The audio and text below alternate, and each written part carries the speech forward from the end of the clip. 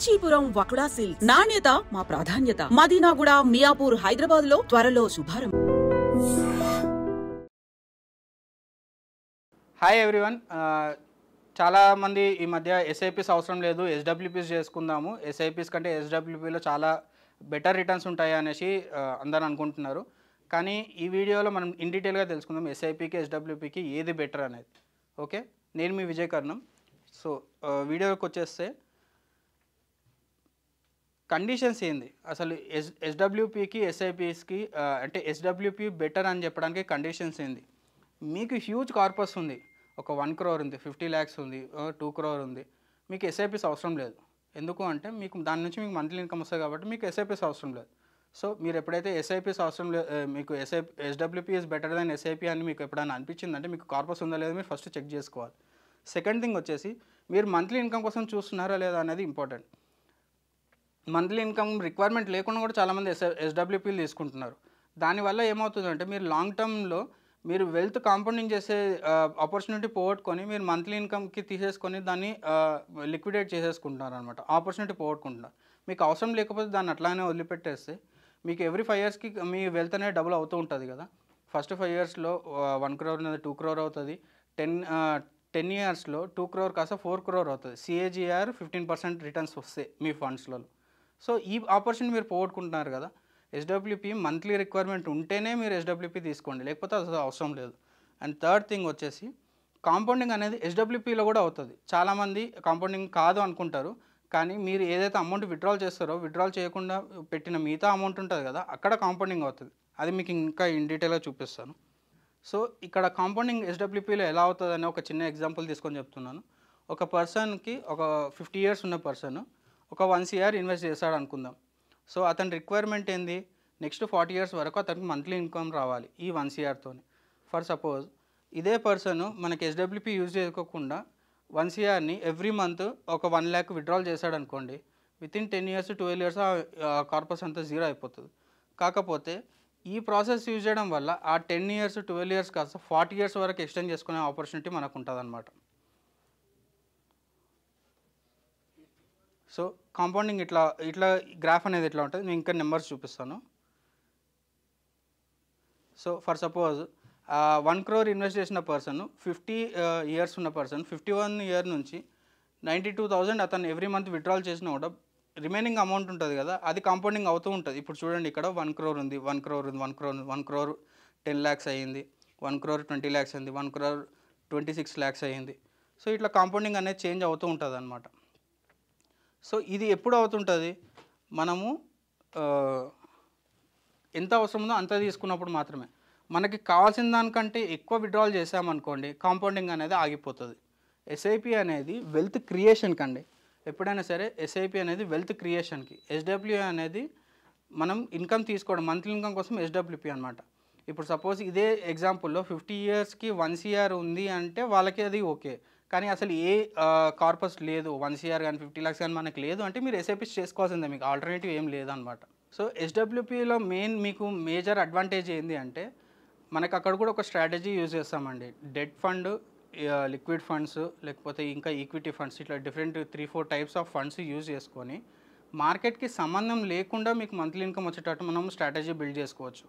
ఎందుకు ఇట్లా చేయాలి అంటే మార్కెట్ ఒకవేళ డౌన్ అయినప్పుడు మీరు విత్డ్రాల్ చేశారనుకోండి, ఎక్కువగా మీరు మెయిన్ ఇన్వెస్ట్ చేసిన క్యాపిటల్కి వెళ్ళి మీరు విత్డ్రాల్ చేసే ఛాన్స్ ఉంటుంది. కాబట్టి మనకి ఎప్పుడైతే మంత్లీ ఇన్కమ్ రిక్వైర్మెంట్ ఎంత అవుతుందో, ఒక 1 yearకి 2 yearsకి 3 yearsకి ఎంత అయితే ఉందో అది ఫస్ట్ మనం డెట్ ఫండ్స్లో కానీ లిక్విడ్ ఫండ్స్లో కానీ ఇన్వెస్ట్ చేసి పెట్టుకుంటాము.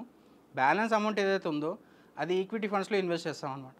ఈక్విటీ ఫండ్స్లో ఇన్వెస్ట్ చేసిన తర్వాత మనకైతే ఎప్పుడైతే క్యాపిటల్ అప్రిసియేషన్ అవుతుందో అది ఆ అమౌంట్ తీసుకొచ్చేసి మళ్ళీ మనం డెట్ ఫండ్లో రీఫిల్ చేసుకుంటాం. ఈ ప్రాసెస్ అనేది కంటిన్యూస్గా రన్ అవుతుంటుంది without worrying about the market ఎక్కువైందా తక్కువైందా దాన్ని బట్టి మన మంత్లీ ఇన్కమ్ చేంజ్ అవుతుందా అనేది మనకి అవసరం లేదనమాట. మార్కెట్ ఎట్లా ఉన్నా సరే మీకు మంత్లీ ఇన్కమ్ మాత్రం డెఫినెట్గా జనరేట్ అవుతుంటుంది.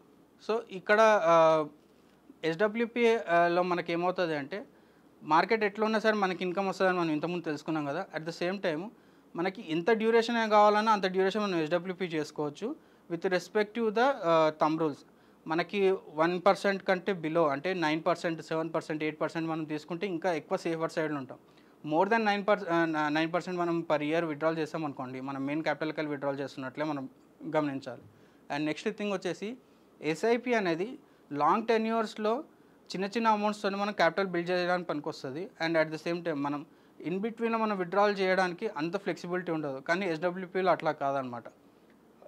ఫర్ సపోజ్ ఒక 5 years తర్వాత 10 years తర్వాత కంప్లీట్ క్యాపిటల్ కూడా మనం విత్డ్రాల్ చేసుకునే ఆప్షన్ ఉంటుంది.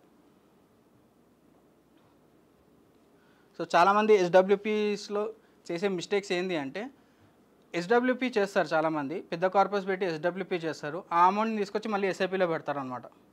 సో ఇది చాలామంది నాకు ఈ మధ్య ఎక్కువ మంది ఇట్లాంటి వాళ్ళు తెలుస్తున్నారు అనమాట. సో అట్లా చేయడం వల్ల మెయిన్ మిస్టేక్ ఏమవుతుంది అంటే, ఎస్డబ్ల్యూపీలో మీరు రిటర్న్స్ జనరేట్ చేసేది 10% to 12%. ఆ పర్సంటేజే తక్కువ, యాక్చువల్గా ఆ రిటర్న్సే తక్కువ రిటర్న్స్లో జనరేట్ చేసుకొని ఆ కార్పస్ని తీసుకొచ్చి మళ్ళీ ఎస్ఐపీలో 15%కి 20% రిటర్న్స్ ఎక్స్పెక్ట్ చేసి ఇన్వెస్ట్ చేస్తున్నారు. దానివల్ల ఏమవుతుందంటే, మీరు అక్కడ ఎక్కువ రిటర్న్స్ కాంపౌండింగ్ అయ్యే దాని స్కోప్ వదిలిపెట్టేసుకొని వచ్చిన ఇన్వెస్ట్మెంట్ని కూడా ఎక్కువ రిస్క్ దాంట్లో ఇన్వెస్ట్ చేస్తున్నారు. సో దీనివల్ల ఎవరికి లాభం ఉండదు అన్నమాట.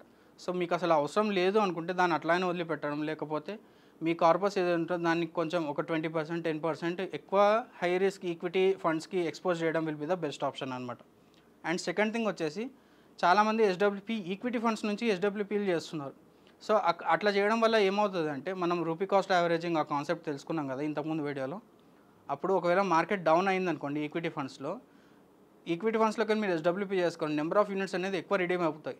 సో మనం 40 years 30 years monthly income plans ఏదైతే చేసుకున్నామో, మార్కెట్ పడ్డప్పుడు మనం విత్డ్రాల్ చేసామనుకోండి, మన మెయిన్ క్యాపిటల్ 40 years కాదు 10 years 12 years కూడా రాదనమాట. సో మనం ఎప్పుడైతే విత్డ్రాల్ చేస్తున్నామో ఈక్విటీ ఫండ్స్లోకి వెళ్ళి విత్డ్రాల్ చేయొద్దు, వేరే ఫండ్స్లోకి వెళ్ళి విత్డ్రాల్ చేయాలి. అండ్ చాలామంది ఎస్డబ్ల్యూపీలో ఎక్కువ రిటర్న్స్ వస్తాయని చెప్పి హై రిస్క్ ఫండ్స్లో ఇన్వెస్ట్ చేస్తున్నారు. అట్లా కాదు, అదొక స్ట్రాటజీ ప్రకారం వెళ్ళాలన్నమాట. 30-30-30 కానీ, లేకపోతే 30-20-50% debt fund, hybrid fund, equity fund అన్ని ఫండ్స్ని కన్సిడర్ చేసుకొని మనం ఇన్వెస్ట్మెంట్ చేయాలంట ఎస్డబ్ల్యూపీ కోసం. అండ్ నేను ఇంతకుముందు చెప్పినట్టుగా మనకి ఎంత రిక్వైర్మెంట్ ఉందో అంత మాత్రమే ఎస్డబ్ల్యూకి వెళ్ళి విత్డ్రాల్ చేయాలి. మనం 0.8% అంటే 8% కానీ 7% కానీ ఎంత తక్కువ ఉంటే అంత బెటర్. అంటే మీరు 5%, 3% తీసుకున్నారనుకోండి, మీ వెల్త్ అక్యుములేషన్ ఇంకా ఫాస్టర్గా అవుతుంటుంది అనమాట. అండ్ లాస్ట్ థింగ్ వచ్చేసి, ఫండ్స్ ఎక్కువ ఫ్రీక్వెంట్గా చేంజ్ చేస్తుంటారు. ఎవ్రీ 2 yearsకి ఎస్డబ్ల్యూపీ లార్జ్ కార్పస్ని ఒక ఫండ్ నుంచి ఇంకో ఫండ్కి మూవ్ చేస్తూ ఉంటారు. అట్లా చేయడం వల్ల మీరు మార్కెట్ టైమింగ్ చేస్తున్నామని మీరు అనుకుంటారు, కానీ ఓవరాల్గా లార్జర్ పిక్చర్లో చూసుకుంటే మీకు వెల్త్ అక్యుములేషన్ అని చాలా తక్కువ అవుతుంది. At the same time with in year మీరు చేసి మీరు ఎగ్జిట్ లోడ్స్ పడే ఛాన్సెస్ కూడా ఉంటాయి. సో ఈ మిస్టేక్స్ మీరు అవాయిడ్ చేసుకుంటే SWPs will be the better than SIP, only provided మీకు హ్యూజ్ కార్పస్ ఉంటే మాత్రం SWP will be the best option అనమాట. Thank you.